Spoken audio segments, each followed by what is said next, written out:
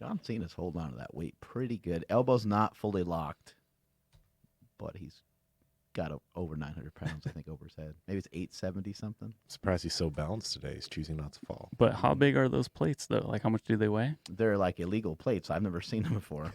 Custom made for They're him? like 75-pound plates. Oh, my gosh. Yeah. I mean, just because you can't see him doesn't mean he could lie about everything. Right? Well, seeing is believing, but if you can't see him.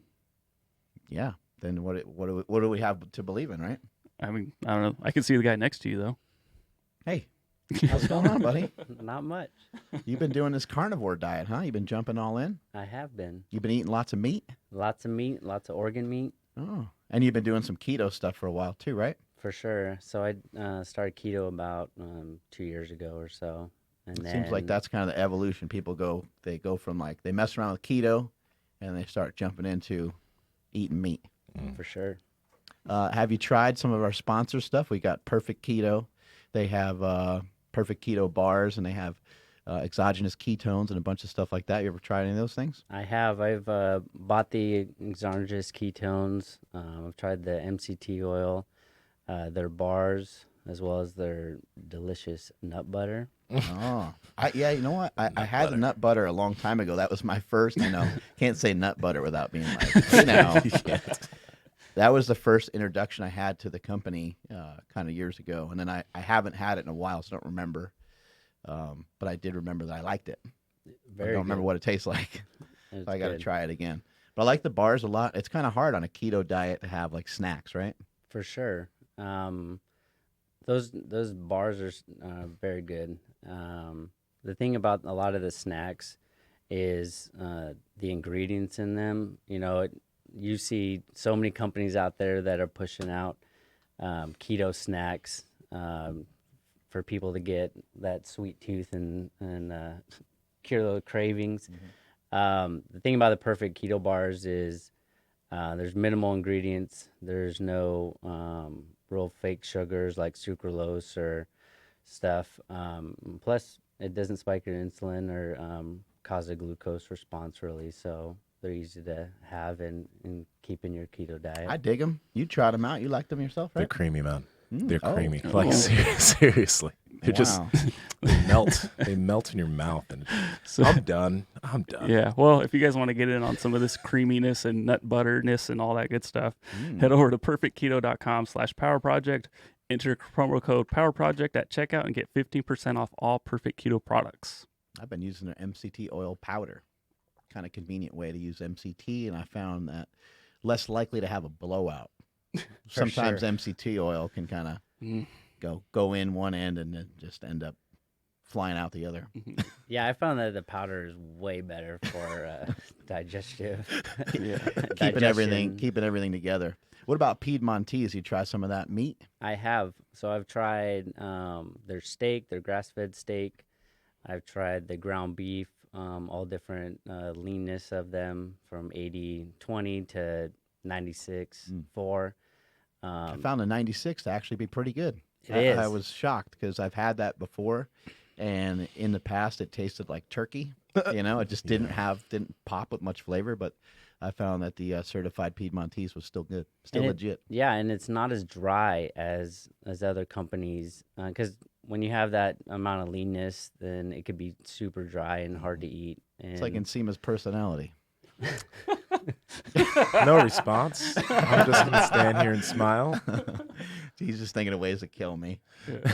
It's like ankle lock. He's just thinking of ways like breaking my arm, my leg, No, of course not. my face. Yeah.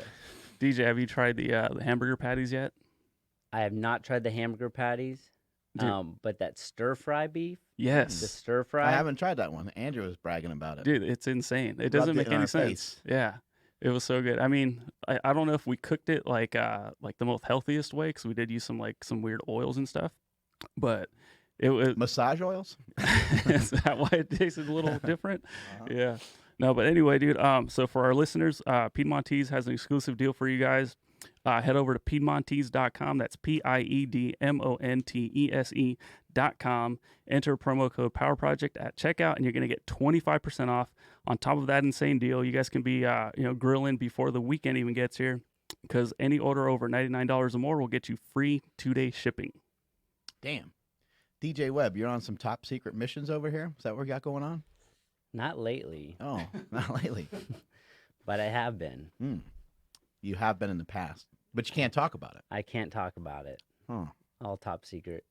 It's always interesting when you can't talk about it. So what can we talk about? Like, which secret missions can we know about? None of them. Oh, shit.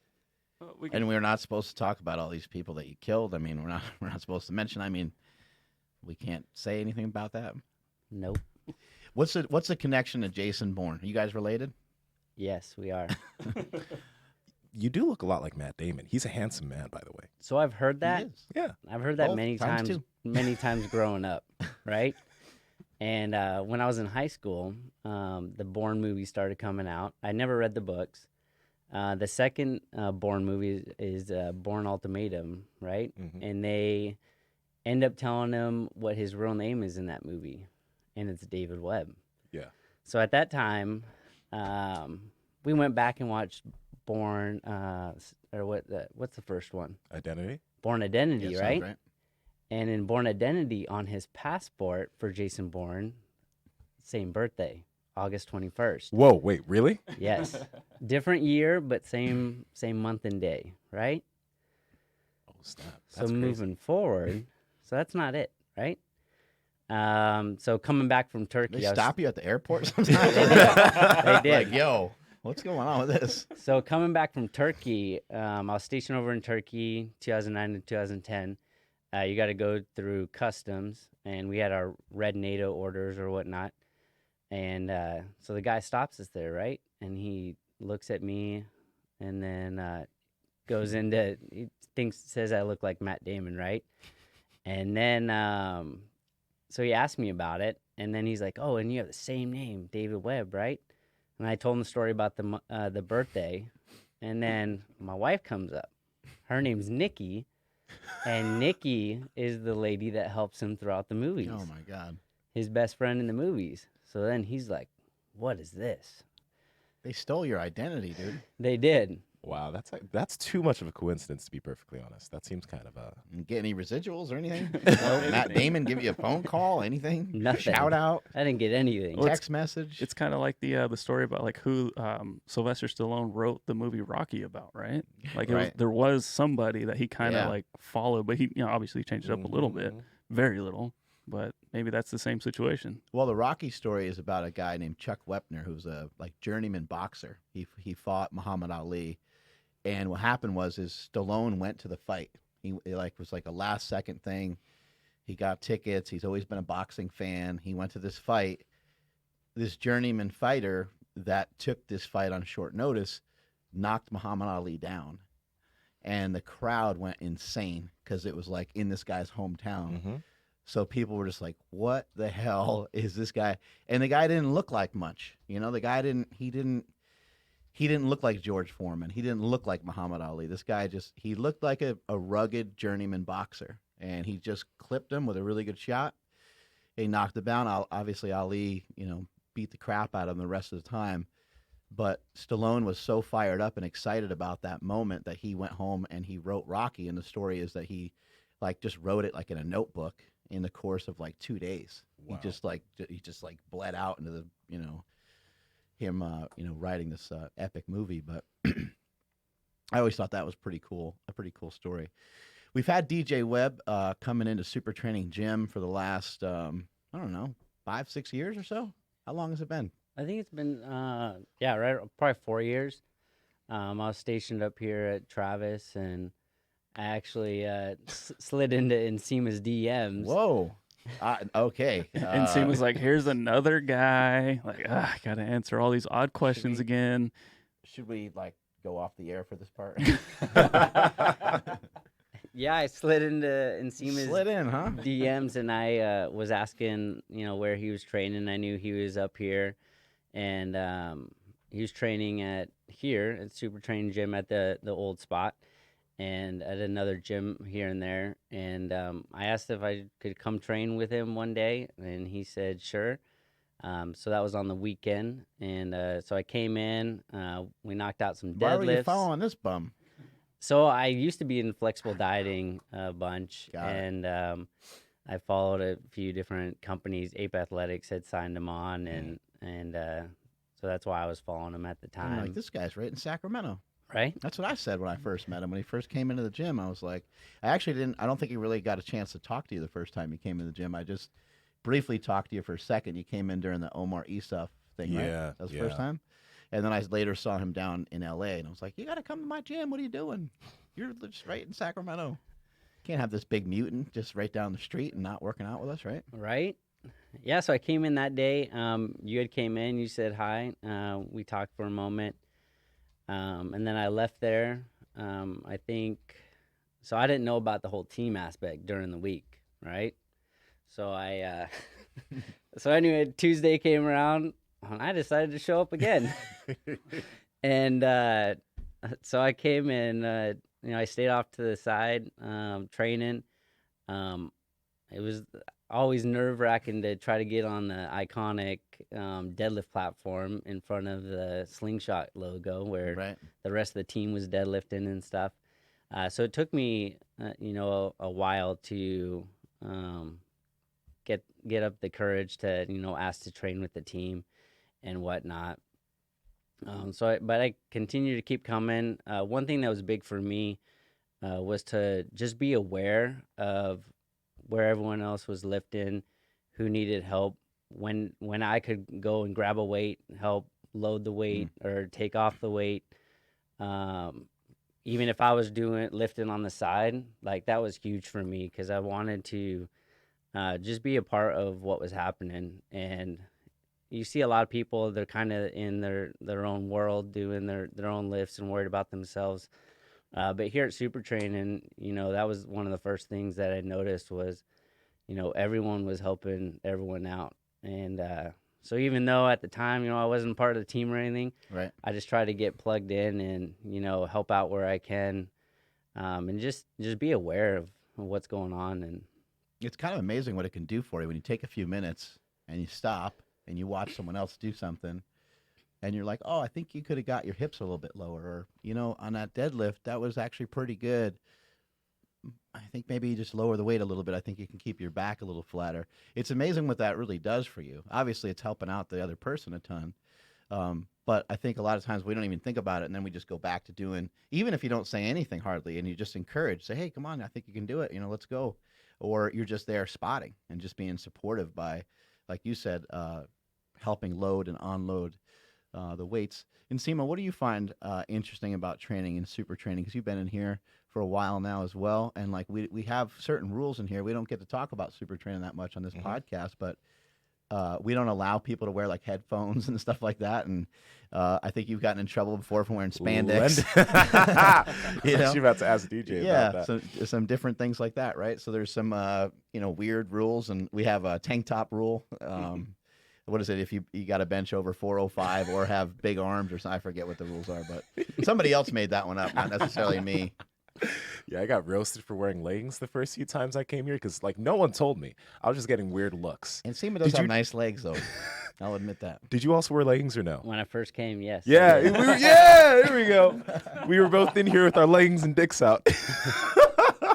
But yeah, I remember talking to Marcus about that. I was like, let's not have the, it's like too many guys are starting to wear that stuff. I'm like, I don't want to see everything the girls are doing whatever they're doing. That's fine. But I don't want to see what the guys. Random bulges.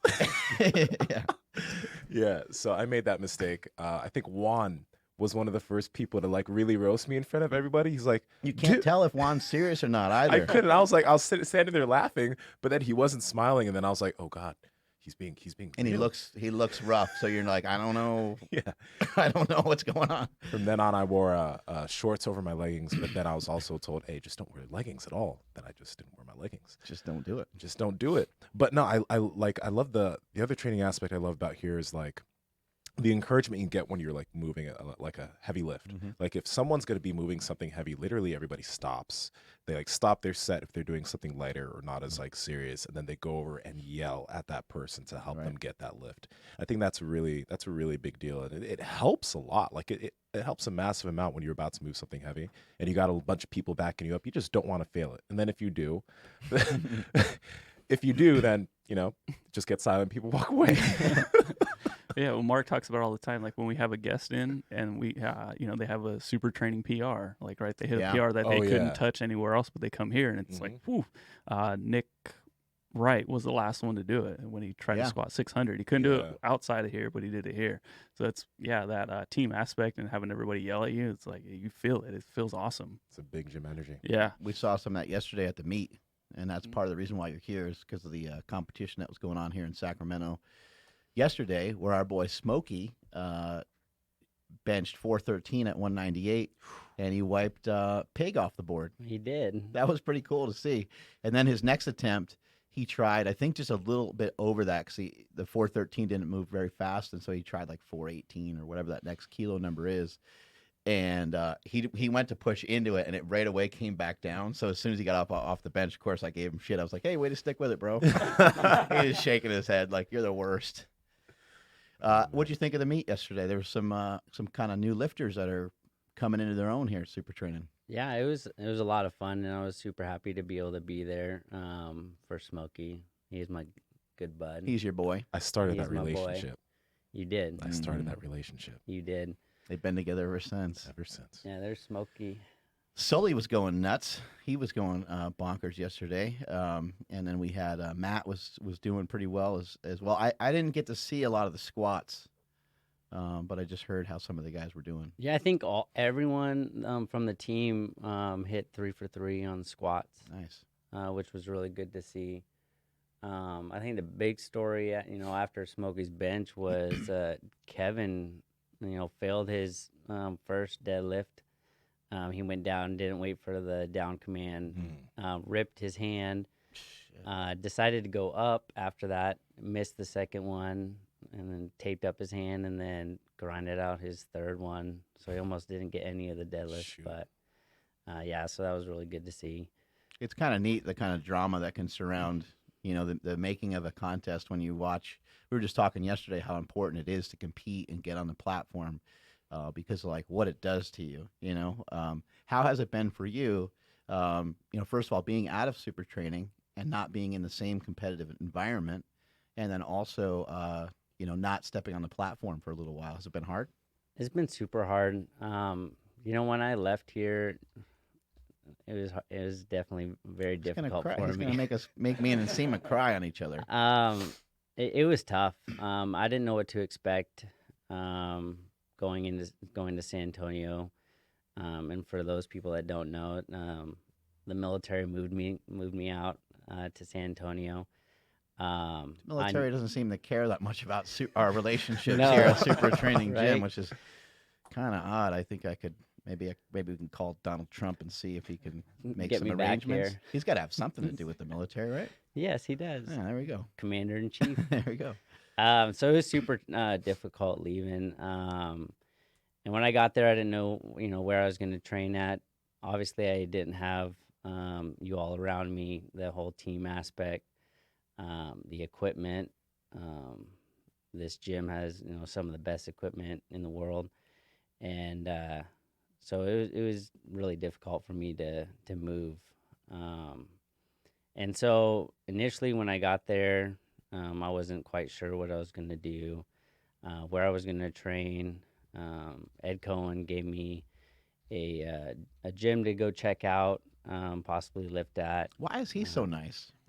He Is it because he's is it because he's the best ever that it's Just a easier? legend. Is it easier to be nice when you just like absolutely smashed on everybody? You don't feel like you have anything else to prove. You don't need to be mean to anybody. He's the nicest guy in the world, isn't he? He is. He's the most humble, down to crazy. earth, and even though he chokes you out every time he meets you, he likes to Yeah. put his Why hands does on he your I was neck. gonna say he always punches me every time he meets me. Like he's Yeah. so nice, but he beats the shit out of me. And it hurts. It does. He's still strong and He's like, explosive.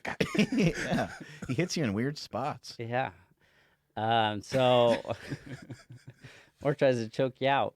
Yeah, he does. I think I have like 3 or 4 pictures of him with his hands around my neck. He beats the shit out of Ryan Spencer. He beats the ever-living shit out of him every time he sees him. He kills him. It's so funny. I don't know why he picks on him so much, but he Yeah. always whoops his ass. And it hurts so much because his hands are so big. Yeah, God. he's still really strong. So you checked out a couple of gyms that he recommended? Yeah, so I checked out a gym he recommended. I got in there a few times, but the whole team aspect, wasn't there. And so I just started training by myself, trained at the gym on base, typical commercial gym equipment, and not exactly what you need. And then we have a gym at where I work, which we eventually ended up getting a lot of really good equipment, like mat wings, belt squat. Did you like commission that in? Or did you ask them to get it? I did. That's So great. yeah, we really wanted to I set think up. we need this. This would be good for everybody. It's really for yourself. That's the best. This is going to be great for everyone. It's really just all about you. I love it. Yeah, we really got a lot of good equipment in there. My boss wanted a gym that the military training instructors could train at. So just like drill sergeants in the Army, we have the military training instructors. And Just maybe have Matt Wenning go out there. He's done so much with police, fire, military. Mm-hmm. yeah, we would love to get him out I there. think he'd love to go. He loves doing that stuff. He works with a lot of people.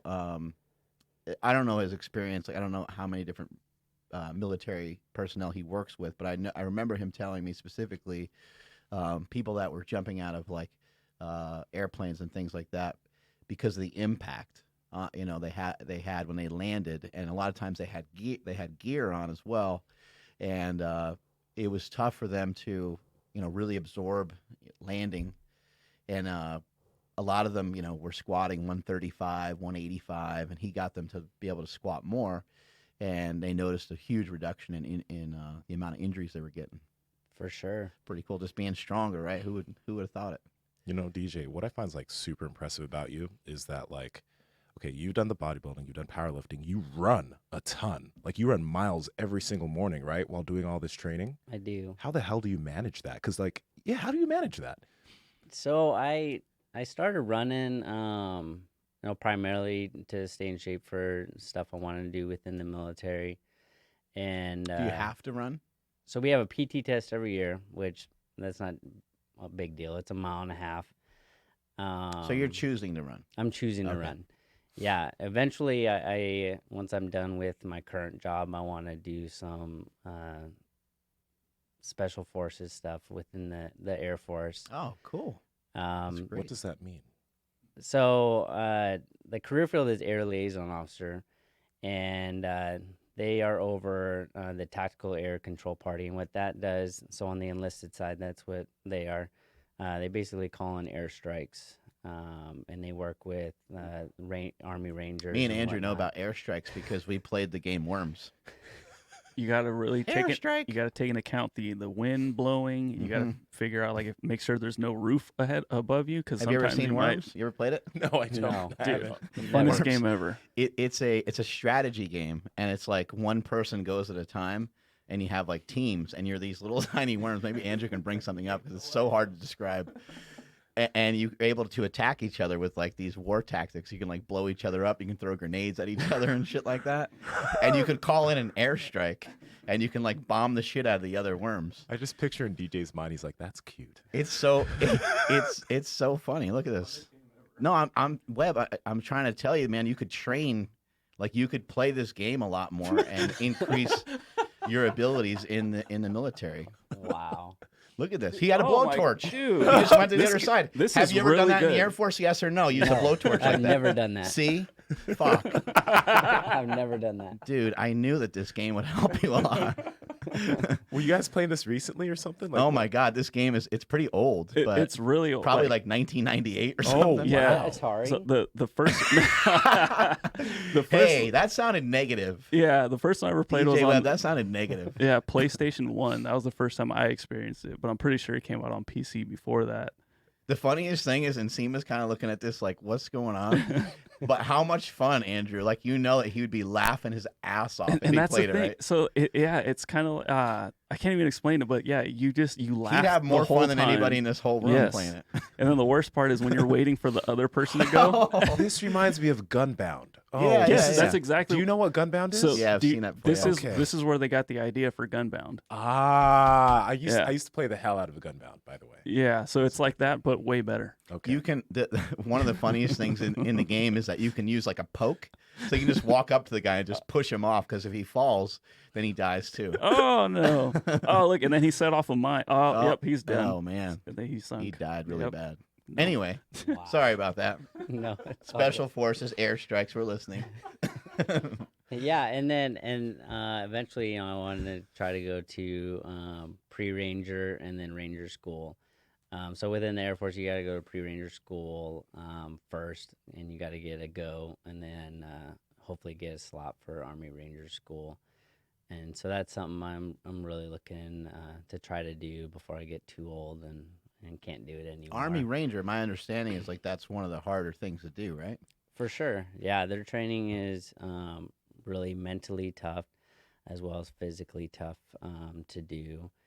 And, it's something that, since I was an enlisted airman many years ago that I always wanted to do, and it's something that's still on my mind to try to achieve and go get that Ranger tab. How'd you get into the military? So What happened to you, dude? in high school, I really wanted to go. I was in a relationship throughout my high school with a girl, obviously.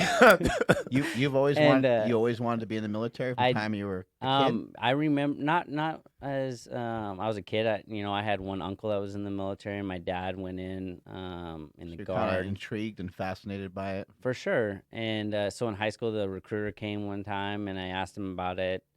And I, talked to my girlfriend at the time. She's like, no. Oh. So I stopped thinking about it. We went through a little rough patch, and I asked her again, and she said, sure, go. And so, we dated all throughout high school. So it was serious at the time, I guess. Right. And so at that point, I went down to the recruiter, and I said, I want to enlist in the military. I want to go into security forces, which are like military police. At that time, I knew that I probably wasn't going to get college paid for. My family, we didn't have a lot of money, and I knew You have a big family, right? I do. There's so I've 7. There's 7 of us. Plus, I have 2 half sisters, so 9 total kids. Oh my God. Whoa. So yeah, your dad would have to sell a shitload of slingshots to be able to put anybody through college with that many kids. Yes, for sure. And I knew the benefits that the military provided as far as I could get my schooling paid for and stuff. So I enlisted back in 2006, and then in 2011 I decided to get out, go back to school, and then I got my commission and went back in as an officer. Andrew, what about you, man? You ever think about the military? Like like these recruiters, they go to all these schools and stuff. Thought ever crossed your mind? Actually, so right out of high school, I ended up doing exactly what all my teachers said I would do, and that was working at a gas station pumping gas. And a recruiter just happened to come in with his like dope ass like I don't know motorcycles. Insert dope street bike here. And I was like, oh man, that's sick. And he's like, yeah, you ever think about the military? And I was like, what does it have to do with your bike? And he's like, oh well, I'm a recruiter, so working for the military, like I can afford like really cool stuff. Like what do you want to do with your life? And I'm like, shit, dude, I have no idea. And he's like, well, do you want to live in Woodland for the rest of your life? I'm like, God, no. And he's like, oh, well, you should, hop on the back of this bike. Exactly, yeah. And that was like, I seriously, like, I thought about it for a while. And then, when I was in high school, that was like, when 9/11 happened, and it was like, oh, the draft was gonna be, was gonna come back, and so I was like, well, shit, like, damn, is this like really gonna happen? Like, I was, I was scared for that, but the thought of actually like volunteering and going and enlisting myself, I didn't really think about it till that one point. I'm like looking at my life, I'm like, damn, I'm not doing anything like this. Maybe this is a good idea.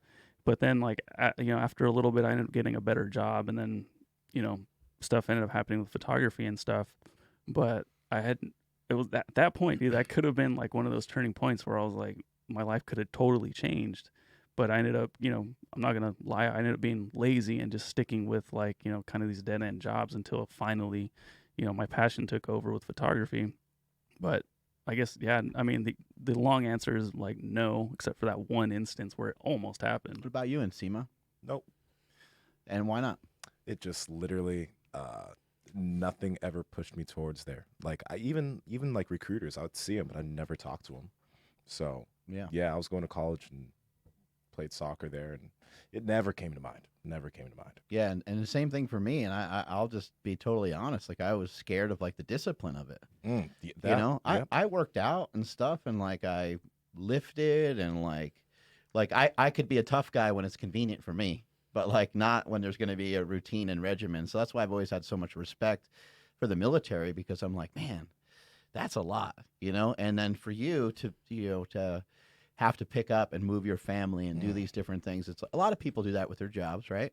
But man, I think the military, it's like, they all deserve a big pat on the back or a big hug, because it's really an amazing thing. I know that like I would be too cowardly to do it. Like I wouldn't want to restrict that much of my life to go ahead and do it. Even if someone's like, "Hey dude, it's just for 4 years." I'm like, 4 years? Yeah, no, I agree. That's way too long, dude. Mm-hmm.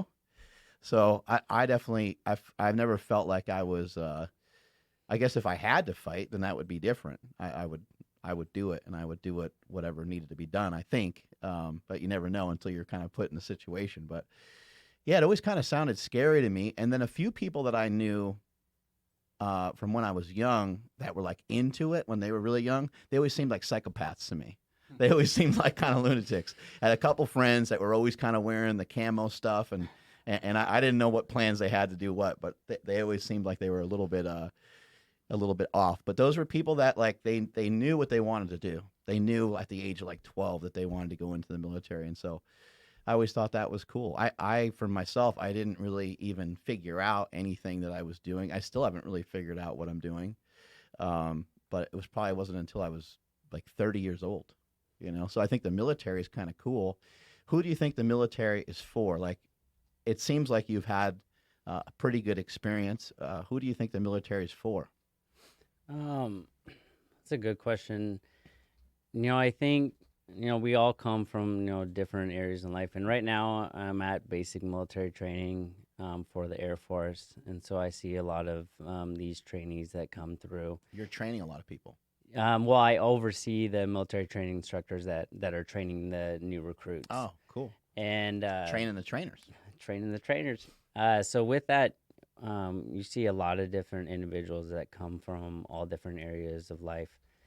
We've seen individuals that come off the street and they're just trying to make something better of their life. You see individuals that come from rough upbringings and that grew up in not the safest places and whatnot. And I think the biggest thing is that they all want to do something bigger than themselves, and I don't think there's really like a cut and dry answer for who the military is for, but I think one of the big things is when you enlist, or if you come in as a commissioned officer or whatnot, you're doing it because you want to serve for something greater than yourself. And you're not doing it for accolades or for someone to say, thank you for your service or whatnot. I think the biggest thing is that you want to serve your country. You want to make a better life for yourself. And just like for me, that's something I wanted. I wanted to, serve my country, give back. The benefits are nice. I knew that there was no way I was ever going to make it to college unless, I had the military pay for it, which... Yeah. Do you feel there's other ways to serve your country? Because I've heard of military people talk about this before. Obviously, you can go and like what you're doing is like work for the country, I guess, in a sense, right? Do you feel there's other ways that people can kind of give back to the United States? Yeah, I think just in general, I think one of the biggest things is no matter who you interact with on a daily basis, giving back by just being positive, with anyone you come in contact. you don't know what's going on in someone's life. So, sometimes just a simple smile, can make someone's day. And I think, there could be cascading effects like everywhere, and you don't know who that person's connected to and if they know someone that's in the military. I think there's so many ways to give back to, this country that, has afforded us the freedom that we have. Yeah.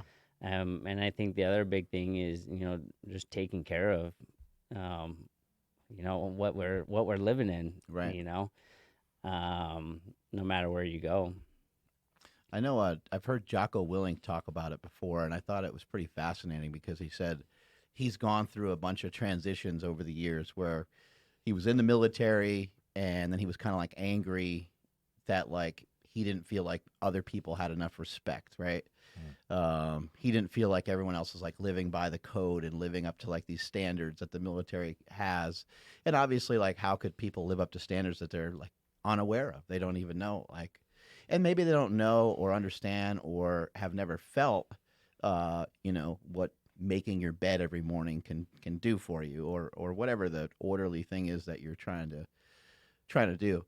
But then he flipped, and nowadays what he'll say is, there's so many different ways you can serve this country, and just like what you said, just not being a dick, just being nice to people, like holding a door for somebody else, just trying to be respectful, be a functioning part of society, have a job, because then when you have a job, it pays taxes back into the whole system, and regardless of your thoughts on some of these different things, they can get political and they can get this way or that way. I think we can all agree we could probably all afford to be nicer to each other. Probably all afford to utilize the freedoms and the powers that we have in the best way that we can, in productive ways. There's, I see it a lot with a lot of the people I communicate with, but I think sometimes it's because a lot of the people I communicate with are already fairly high level people, and they're already moving along really fast, so they don't have any problem helping somebody along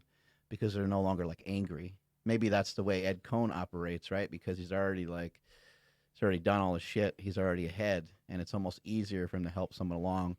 But when you're young and you're kind of struggling, you're kind of angry, and you're kind of, I don't know, you're just in like you're in like a different position, So I think it's cool. Like there's definitely more ways than one to help, this society and community, and just help America be better, right?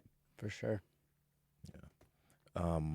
Before we go too deep, I do want to know this. I don't know if we should save this till the end. DJ has one of the absolute best poop stories that I've heard in my entire life. Like I think it is the best poop story I've ever heard. Would you be comfortable telling us that later? Yeah, for sure. Should we save it for the end? The poop story? We can do it whenever. Man. Okay, good. It's monumental, though. We'll make sure to save that. But I want to know this. What are you doing in terms of eating right now?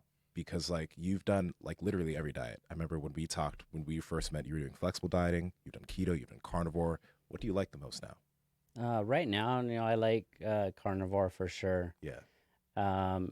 I started it at the beginning of this year during World Carnivore Month, and from there, it kind of transitioned to a more nose-to-tail carnivore approach where I'm having more organ meats and whatnot. Eating a lot of tail. Eating a lot of tail. Mm-hmm. And I still include, some ketogenic type foods like avocados, olive oil, and stuff like that. If I'm at a nice restaurant and they have a good Caesar salad that has creamy dressing and no croutons, of course, I might get that as a side. It's weird, right? That turns into a treat. It does, right? Yeah, isn't that strange? Like your cheats, like, is a salad, for sure. Or your cheat might be fruit or something. Like it's not typically part of your normal plan, but it's maybe even some rice or maybe even some potatoes. Maybe you just have them here and there, but it's something that kind of keeps you going, keeps you motivated. For sure, and I'm not super dogmatic about it or anything.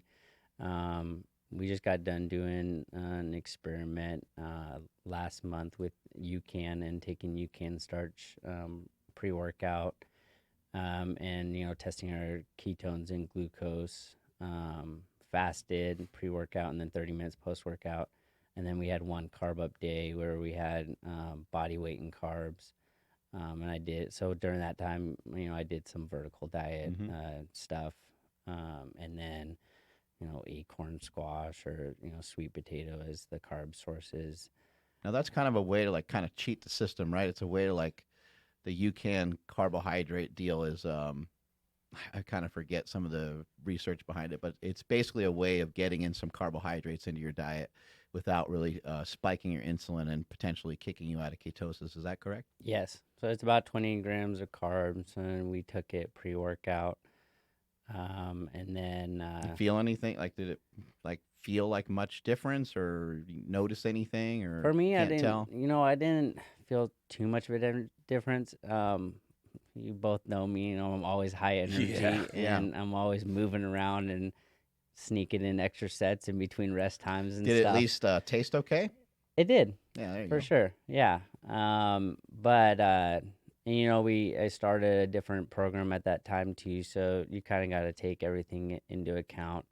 And I think there's a lot of placebo effect too. If you know that you're taking in some carbohydrates, you're automatically going to be training harder or longer to ensure that you're utilizing all those carbohydrates Having a that you hard just time. ingested. I had a hard time remembering some of the names around that. Who's behind that?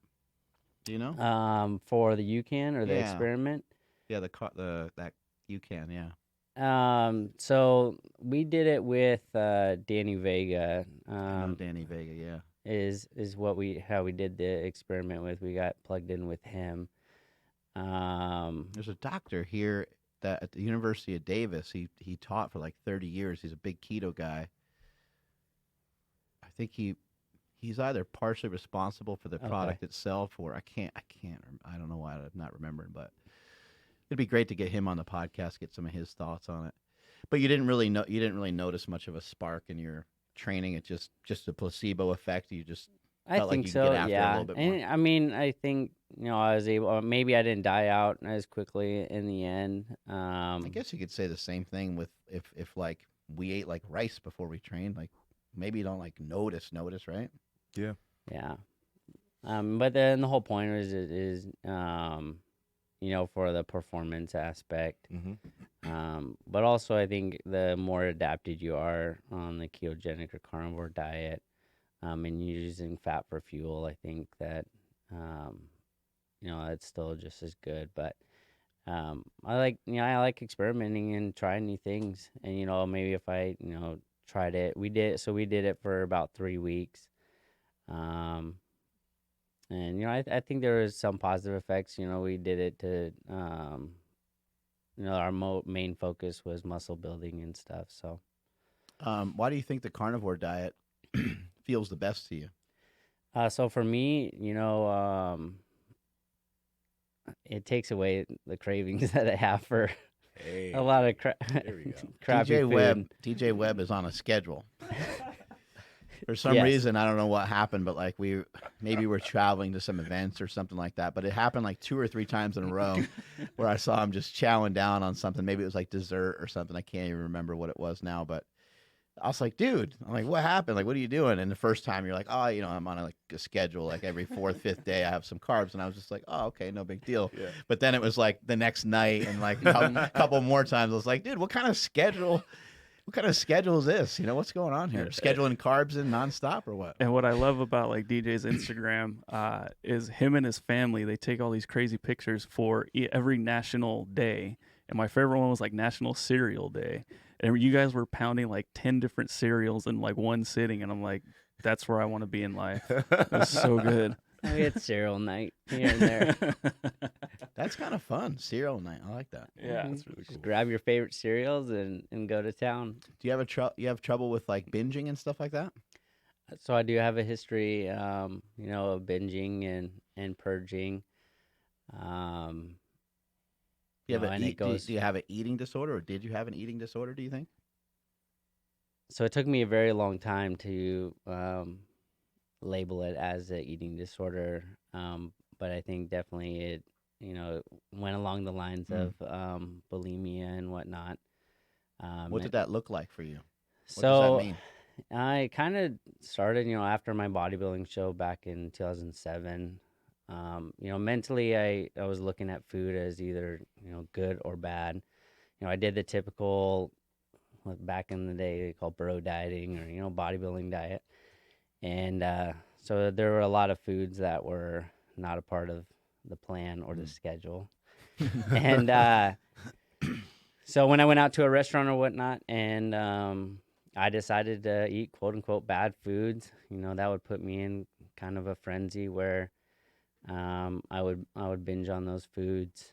Later on, my buddies were challenged me to a cookie eating contest, and there's a few dozen cookies that I chowed down on, and then I had to go to work that night. I went to work, and my best friend at the time was my boss. I worked at a bar while I was in the military as well, as a bouncer and a bar back, and I just told him, "Hey man, I don't feel good.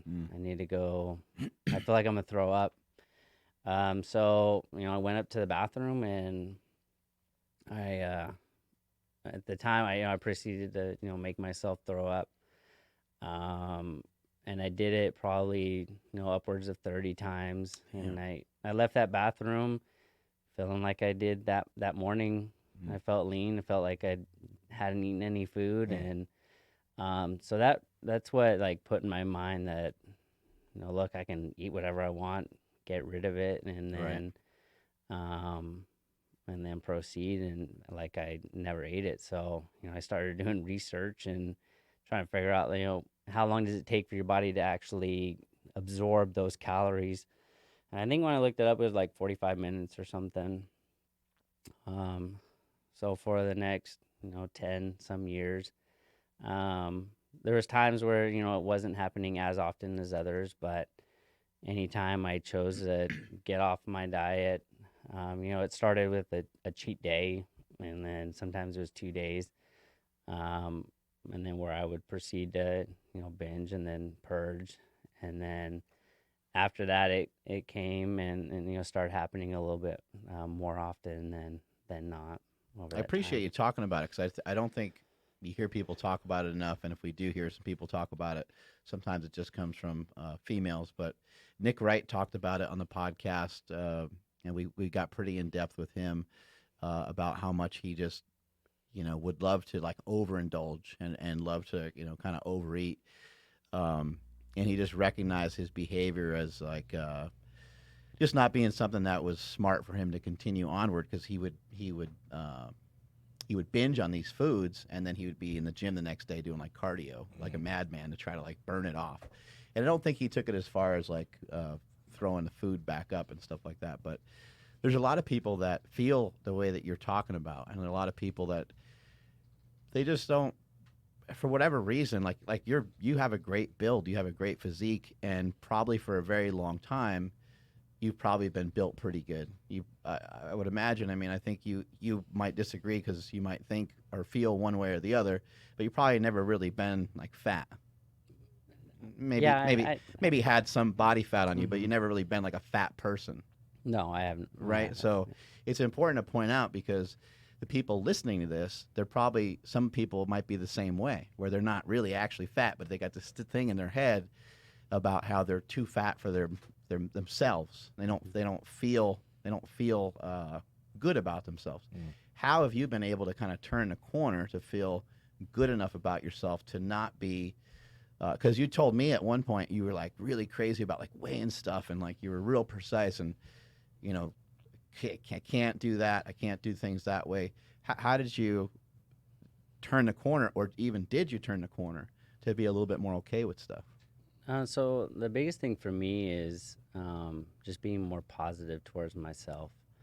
For a long time, I was extremely negative about myself, and just mentally, I would, talk to myself and be like, and call myself fat, or I had a lot of shame in what I was doing with the binging and purging and everything.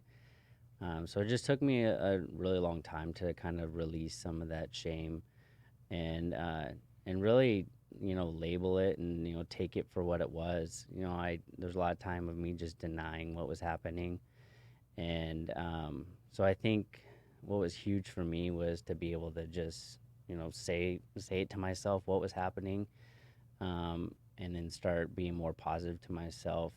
And the other thing is, I have 2 kids, and I don't want them to ever grow up and have the same issues that I've had. And one of the times that I had been binging and I had a purge, I was traveling with my daughter, and she was probably 3 at the time. She's now 6. And we were going through the airport and over here at Sacramento, and I told her, hey, I'm not feeling good. I feel like I'm gonna throw up. We went in the bathroom, and I had her stand in the corner and face away from me as I proceeded to make myself throw up. And we left there. We flew back through there like a year later, and we walked by that same bathroom, and she says, Dad, if you need to throw up, there's the bathroom. And this time she's like barely 4. And that's really when it hit home for me, and I knew I had to make a change. And so it's been a journey and somewhat of a struggle since that point, over the last couple years, but I've definitely made a lot of progress in that. And then with the diet change and doing carnivore and stuff, I'm able to not track anything, which I could be pretty OCD about, like you said, is that would even put me in a binge. Even though I could eat whatever food I wanted, if I went over my quote unquote macros, then I was like, screw it, I'm gonna just keep on eating. So with the carnivore and ketogenic diet, I think just eliminating those cravings for those foods, period, definitely has helped me to move past that. Am I 100% healed? Probably not. But I would like to get to a point where it's my kid's birthday and I can enjoy a slice of cake and be okay with it, Yeah. Dang. Do you when these kind of cravings do come up, how do you handle them now? So I don't know, you see a commercial for a peanut butter cup or something like that, like do you just eat it? Like you just go for it, or do you wait a while, or you try to schedule it, try to plan it out? What do you do? So for me, I had to eliminate all foodie accounts on my Instagram. Really? All the different ones that show you like the new bringing up a desserts really coming important, out. You're bringing up a really important topic, and this is like, what are you feeding yourself every day, right? Like, what are you feeding into? This is all, stuff that's going into your brain and could lead to triggers later on. Well, you might not even notice it. It might be kind of like subconscious. You see, like, somebody makes some crazy brownies or something, and you just shift right past it because you're like, nah, man, I just ate some meat. But you keep seeing it and seeing it and seeing it. You keep seeing pizza and all this other stuff. It's going to eventually seep in there, right? Yeah. So I literally had to go through my account and take away any of the accounts that like are showing you what are the brand new desserts and snacks and candy coming out.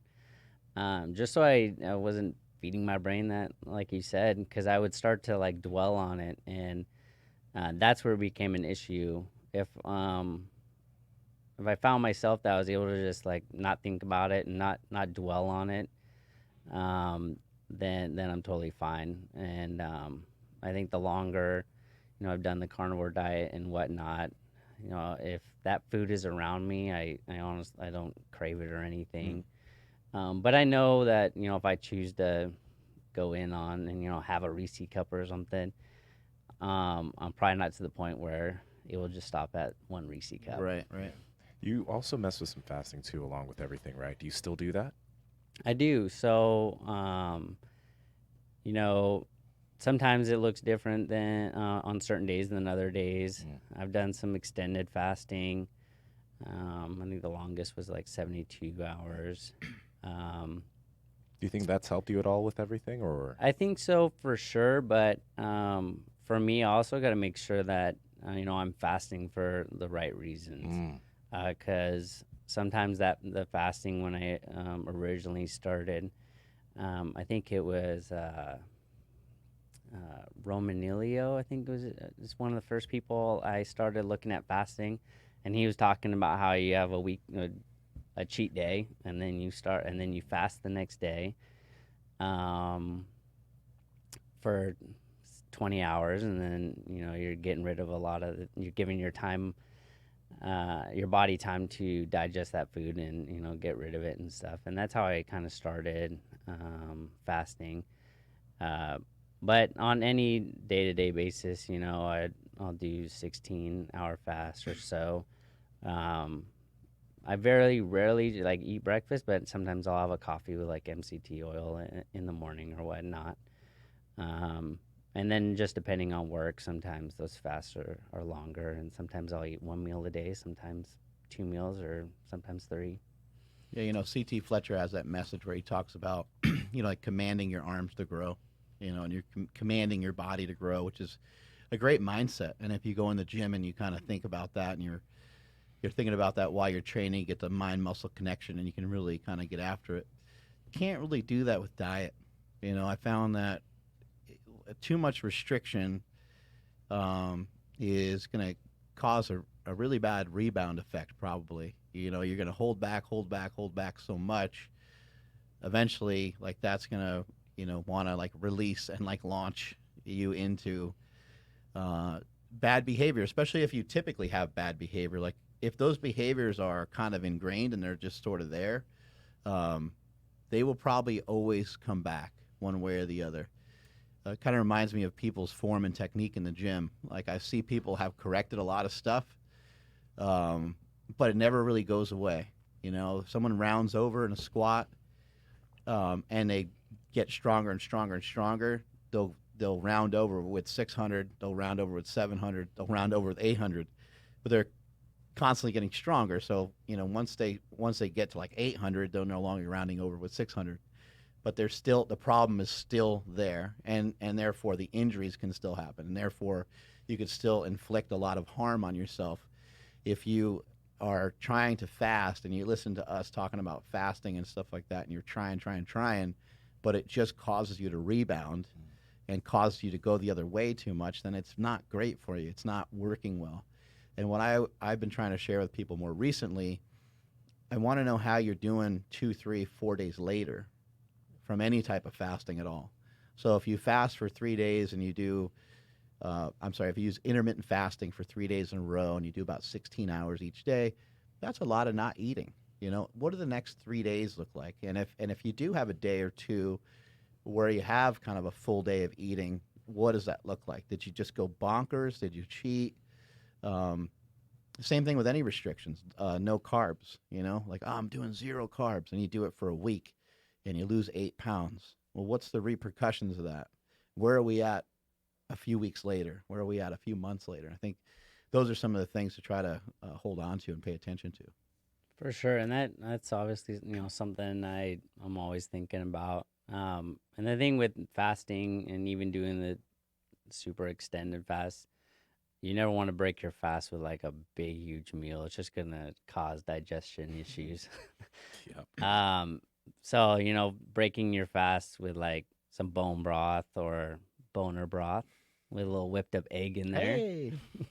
and salt and stuff, is really good. Thomas DeLauer talks about breaking your fast with lean meat, so that you're not upsetting your digestive system and whatnot. But yeah, some people He use seems it. to have some OCD. God damn. I saw his video where he went into Starbucks and he like tried to like order like cleanish food. And I was like, wow, what a cool concept. And then I saw how OCD he was, and I was like, holy shit. I've met him before, and I've talked to him before. I like him a lot. But I was like, oh my God, like I didn't really realize what a like perfectionist he is, and like how into it he is. He's like, oh, I'm gonna get these he got like lower fat those eggs that they have. What are those things called? Egg bites. The egg bites. He got the egg bites. He got the lower fat ones. He's like, these will probably have less toxins in them. They're not organic, but because they don't have fat in them, it's probably holding on to less toxins because fat and toxins, they kind of go together. And I'm like, holy fuck. Yeah, you I take was like, that would be tough, man, to be that guy and have my brain going like that. I'd want to fucking shoot myself. For sure. Sorry, Thomas. He knows what I'm talking about. I watched that one. I think, and you ordered a few drinks at Starbucks. Yeah, too. yeah. What type of drinks to order? Yeah, he had to really, he put like a lot, he put so much like thought into it. I was like, holy fuck, man. I just go in there and like, I either get like a black coffee or I don't. Yeah. But he's also someone who mentioned that he doesn't fast every day just because Yeah. exactly he's someone who could take it to that level where it gets too He much. talked he more doesn't- about every other day. Yeah. He doesn't do it every day too.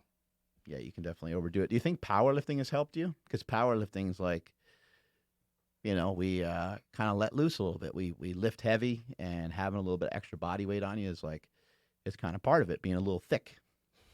Yeah, I think it really did. You know, I did bodybuilding, back in 12 years ago or so. Then I got into powerlifting when I started training here, and I was more worried about what I was lifting than how I was looking.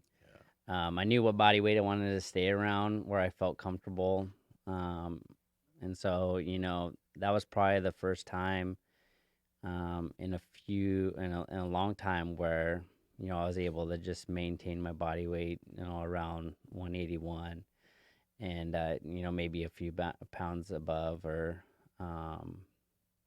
lower, and not really worry about it. And so that was huge for me. That's kind of different. Yeah, being like in a weight class, you got some room. For You got sure. some room to kind of go up or down. Whereas if you're trying to stay lean, you could easily like smother over your abs with 4 or 5 pounds of weight gain, right? Just water retention, stuff like that. Yeah, and so my diet at the time was, I started looking at, I was more worried about performance aspect, and so obviously at that time I was still having carbs and whatnot, but I started doing the vertical diet and stuff.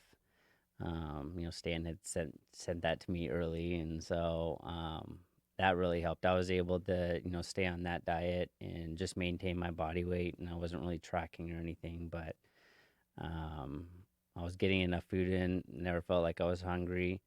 But I think the biggest thing is not really worrying about what I was looking, and realizing that I was eating food as fuel for my training, and I felt much better, and that was probably the first time where like I really wasn't like quote unquote dieting, and so I had been dieting for so many years. You think that's trying kind to of the drop best body weight? Maybe that's the best you felt, you think, or No, I think so. Over a span of time, for sure. And obviously, I did keto twice during that time, and dropped weight. More recently, right before I left, after I did my last powerlifting meet, just to see how I felt and whatnot. But yeah, I felt great, and I think the biggest thing for me, it's all mental, and not having to worry too much about what I looked at, unless like an Nsima's in there with his shirt off, and you gotta look at him. But like, man, I better go run a couple laps. yeah, so no, it was definitely good for me during that time. No, I like what you said there in terms of powerlifting. It had the same effect on me when I started powerlifting too. You stop focusing on your physique, you can start focusing on performance. It just gets much healthier. And then it makes a big difference because it's not like you want to get totally out of shape, but it like if you can rein that in, it'll help you a lot with just your body image. You're not worried about being shredded all the time, because that's a dark hole. Anyway, but yeah, that's awesome, man. It's really awesome. Dark shaved hole. Manscaped. Get it today. You have that? Yes, I you do do too. too. Oh, bro. Okay. Yes. It's so awesome. Just It's became so best great. friends. 2 high fives has- on one It podcast. has like a little clippers in it. And Yeah. have you used the straight razor though? I have. Oh no, I don't mess with that too. If it like, I have not used I'll that. sometimes get razor bumps, but I'm not gonna do that. Yeah, that's scary. They have a straight razor. Damn. Yeah. Anyway, I gotta borrow one of your guys' Manscaped. no, thing. Yeah. no, that's disgusting. Go buy your own. The ball oil is the Oh, okay. best. The deodorizer. Yeah. It's awesome. Works good. Yeah, it makes it smell nice It down does. there. Yeah, and it's like I was wondering what that anti-chafing. was when we were squatting the other day. I was like, man, Freshen Webb's up. smelling really good today. Oh man, don't forget the poop story. Is that? Let's go with that now. Look at y'all ready for that? I'm ready. I'm Okay, ready. Webb, please regale us. All right, the poop story. So this was probably during one of my, I should probably be sitting down. this was definitely during one of my scheduled eat whatever you want days, right? And so, that next morning, I decided to run like 10 miles or something. And I know that, typically around that 7 mile mark, things start to turn. Well, I was probably like a mile away from my house. This is common, by the way, with runners. They like bounce it out of them, out of themselves, Pretty much. So I'm running, and I obviously feel like I gotta take a shit, right? And so then I start walking a little bit and squeeze the butt cheeks, and I get it back in, right? And I'm feeling okay, so I keep on running, and I'm still way too far away from my house. So I keep on running, and then now, like, where you get that pain down in your lower abdomen where you have got to go. Hurts. It almost doubles you over. It hurts really bad, right? So, it's coming Brings again. you right to your knees. You're like, whoa. Yes, Yes. Like, my God. Holy cow. So it's coming again, and so I start, squeezing the butt cheeks, trying to keep it in. I'm like fast walking at this point, and so at this point, so I run. Can't run anymore. No, I run early in the morning, like when it's still dark out. Beat the sun, right? And so I find the basketball court by the in our development, right? And I'm like speed walking, squeezing my butt cheeks the entire time. I don't know why I'm squeezing my butt cheeks right now, but Yeah, I was too. yeah, I was too. so We're all worried. I'm moving, and I get to the basketball court has a fence around it, right? So I get something to lean on, and I pull down my pants as fast as I can, and it just comes out Right on a basketball court? right on the side of the basketball Right on the court. free throw line. Yeah. So it comes out, and I mean it's a pile, right? And this is not the first time that has happened. It's happened to me before. The last time was around a tree. But anyways, so I pull my pants back up, and I start going. Now I got to run back home with freaking shit in between my cheeks. Oh, my God. And yeah, I since have learned my lesson. I bring a key with me to the bathroom that's around our neighborhood, but Got to bring some not like good. baby wipes with you or something too, I right? do, yeah. So with the fence though, were you like leaned up against it, I like was with your leaned back, up or were you holding? Like a wall squat, I was leaned up against Oh, it, like okay. a wall, like a wall squat. sit. So you like sprayed through the fence, Or just Oh no, straight it down? right on the ground. right on the ground. But have you ever seen a cow mud pie thing? That's what it looked like. just stacked up. Yeah, it was not solid. Or Did you anything. get it on yourself, or how did that work? I did not get it on myself. That's pretty That's skilled. really good aim. You really aim that bubble Yeah. in the right spot. Yeah, but there has been times where you think you have Clearance. Yeah, you can let one out, rip one, and Oh, yeah, you're not Right safe. down the back of the thigh. you did not know how if anything was going to come out. That has happened. Yeah, and Yeah. and weren't there like surveillance cameras or something like that you had to worry No, about? Yeah, so my wife said that there was There you go. surveillance cameras around the basketball court, and I'm like, Imagine like you get like brought in somewhere, and I you're like, had to look, go. you're like, look, nothing's gonna come of this, but we just want to know, like, is this you, like on the camera? And you're Like, you're not "No." going to jail or anything, but like, we just want you'd be like, no, dude, man, I swear to God, it ain't me. No, that's clearly you. You got the same cast on and everything. Yeah. Nah, man, that's not me. No, Yeah. I got a Oh, brother lives God. around here. He's probably around here somewhere. David, it's okay. You're like, nope, not Yeah. me. Not me. I love that one. And yeah, I was clenching my cheeks while you were talking too, because I was like, oh my God, it's happening. Yeah. He was getting Oh, nervous. it's great. Yeah. Brutal. Yeah, you got to be careful with those poop stories. You know, all these different weird foods that we eat all the time, and then when you have a cheat meal, all hell breaks loose sometimes. That's true. Sometimes the next day, like I just am pooping like nonstop, two, three, 4 times. Just like, you know, when is this going to end? Exactly. I don't understand how a poop can defy gravity. Like when I get up, I'm like, how did I get poop like on the top of the back of the toilet? Like it doesn't make any sense. Like it's all the way up my back. You know, like it's just everywhere, like a baby. I used to put labels on types of poop. Like you you ever had done different that? names for them? Yeah, like you got the rabbit turds, right? Oh, yeah, yeah, yeah. Little pellets, little Got pellets. You have the disappearing one Yeah. where it hits the hole just right and it goes Yeah. all Slips and in. it disappears. Yeah, it's like a ghost. Because you always wanted to see it, right? Yeah. You see the Then- progress you made. You have that mountain that comes out of the Oh, little yeah, the snake, soft serve, the snake, yeah. squirrel. Those Yeah. are Soft great. I got serve different swirl. names, I think. Yeah. That's a good one. I like that I one. call that one the iceberg because, you know, like 90% of it is Oh, yeah. underwater. Yeah. People don't know how hard you really work to get that floating like that. You have the long one snake that comes out of the water. Yep. And yeah. I know what you're talking about. Yeah. I've had some. I have some in my camera roll that were just like legendary. If they're legendary, I take a picture, and I've got some that are really nice. My poops are like the Michael Jordan effect. Like every year, every single one can be the MVP. Like, so I just stopped taking pictures. Every couple weeks for a long time, I was getting these poop pictures from John Anderson. John Anderson just eats like, I don't know, 5 or 6 pounds of meat every day.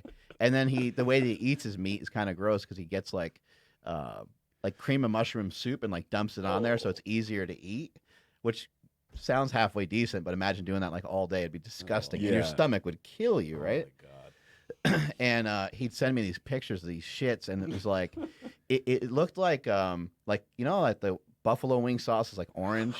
It looked like buffalo wing sauce just like floating in the toilet. I'm like, dude, would you go to the doctor? Like, what is going? Like, it would never be solid. It would just be this. So gross. He's like, I think I'm fine. I think it's great. He's like, I'm still getting bigger. You know, I'm like, what is wrong with you, John? Oh man.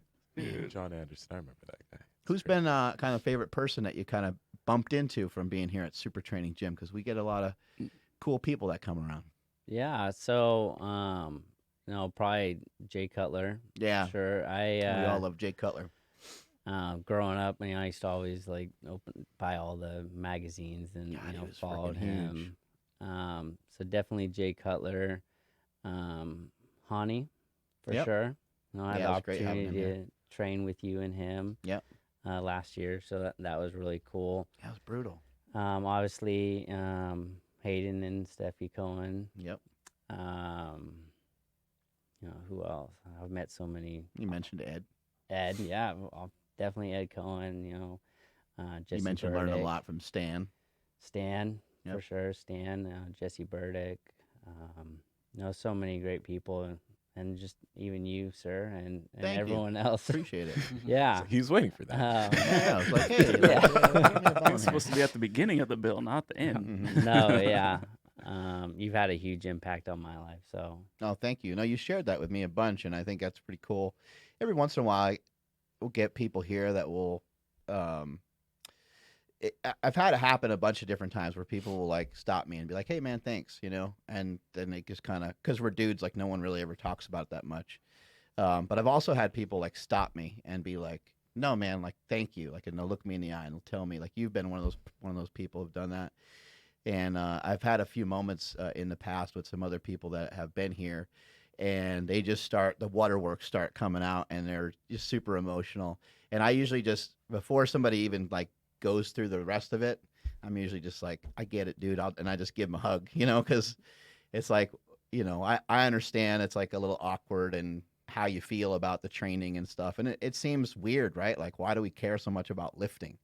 Like, we're just in here lifting weights, but why does it make us so emotional? But it's because we love it, and it's because we know what we get from it. And so I appreciate you coming to me and telling me. You've written me letters. You bought me stuff before. You've showed your appreciation in more ways than one, and you've always been super helpful in the gym. And then whenever we run a contest or something needs to be moved, you're like, I'm right there. It's almost like you work here at Slingshot. And Smokey's always like, man, we need to figure out a way to get this guy over here. I was like, I think he has a full-time career already, Smokey. I don't think we can steal him away, but appreciate it all. Yeah. Thank you so much. Thank you. Anything else, Andrew? No, we got the poop story in there. Real quick, DJ was the first model that I used to take a product shot. And it's the thumbnail I used for this episode's thumbnail. And I just remember I didn't know what the hell I was getting into, but thankfully it was cool having DJ around for all that. And it was like a double-edged sword because DJ would show up like 15 minutes early for every shoot. We used them for products, we used them for apparel, and so like it forced me to be on time at least. So it was great that he was here on time, but he always made me look like shit because I'd be later than him, and so he'd be like, where's Andrew? And he's like, oh, he's coming in later. But yeah, dude, it's really cool to have you on here. It was really cool to meet you. When I found out you were leaving, I couldn't even look at you in the gym because I'm like, dude, I'll tell you how I feel about this later. Right now, I can't because I'm gonna burst out in tears. It's like I'm gonna miss you. So having you, at the expos and stuff, it's been freaking awesome, dude. And the fact that like we are distant, we're all still brothers, and so I'm really happy to have you on this podcast, man. Yeah, I'm happy to be on it. Really. Hell yeah. I agree. I think we should go eat some meat. Let's go. So anybody listening to this, kind of in wrapping up, it sounds like the carnivore diet's worked really well for you. It sounds like it's something that has been sustainable. You still eat other things. I'm the same way. I'm kind of on a carnivorous-ish plan. Other things get in my way sometimes, and I eat them. Sometimes I have cheat meals. I'm not opposed to eating vegetables. I'm not opposed to eating rice and potatoes and just enjoying myself sometimes too. Just eating like whatever the hell I want sometimes. But it's nice to find something that gives you a good rhythm, and I think there's many, many different ways to diet. It seems like some people like to kind of weigh stuff and know exactly what they're putting into their body because they have a hard time estimating how much food they're eating overall. Other people like to try to use a ketogenic style diet by wiping out the carbohydrates. They're wiping out maybe their potential to overeat by doing a carnivore diet or by utilizing a lot of intermittent fasting like Nsima does. It seems like you have the ability to get a nice full meal or two in every day, kind of still get that sensation of feeling full, all while not overeating. You're probably still, depending on what your goal is. I think your goal, you don't really want to lose any more weight at this point. And so you're trying to make sure that you're getting everything in. But in most cases, for people that are trying to lose weight, to me, that seems like the best route is to be kind of carnivorous-ish. You could still have your potatoes and rice and some things like that in there. But it just seems like eating twice a day really can work really well for a lot of people because it can just help manage the overall amount of food that you're eating. It's all the time we got for today. Strength is never a weakness. Weakness is never a strength. Catch you guys later.